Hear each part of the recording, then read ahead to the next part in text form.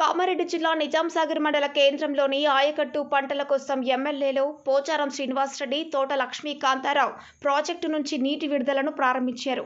ఈ సందర్భంగా వారు మాట్లాడుతూ ప్రాజెక్టు ఆయకట్టు కింద 1,30,000 ఎకరాల పంటల కోసం 2 విడతల్లో నీటిని విడుదల చేయనున్నామని తెలిపారు.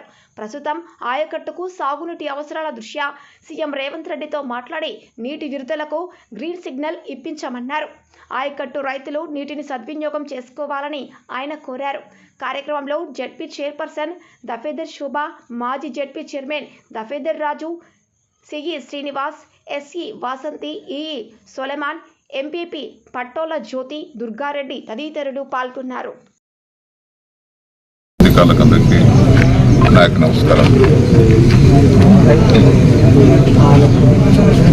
నిజాంసాగర్ యొక్క చరిత్ర ఇప్పటిది కాదు. 1932లో నిజాంసాగర్ ప్రాజెక్టు నిర్మించబడి ప్రారంభించబడ్డది. 100 సంవత్సరాలు కావస్తుంది. నిజాంసాగర్ ఆయకట్టు మొత్తం ఒకప్పుడు 2,70,000 ఎకరాలు.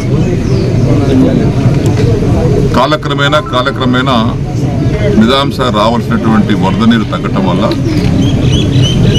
నిజాంసాగర్ నీటిని అల్లిసాగర్ వరకు పరిమితం చేశాం. 2,70,000 ఎకరాలకు నీరు సరిపోకపోతే అల్లిసాగర్ వరకు వాళ్ళ రికార్డులో 1,15,000 అన్నారు. కానీ సుమారుగా 1,30,000 ఎకరాలు ఆయకట్టు అప్ టు అల్లిసాగర్ వరకు ఉంటుంది. దీని కింద 1,30,000 ఎకరాలకు 10 మండలాలు ఉంటాయి.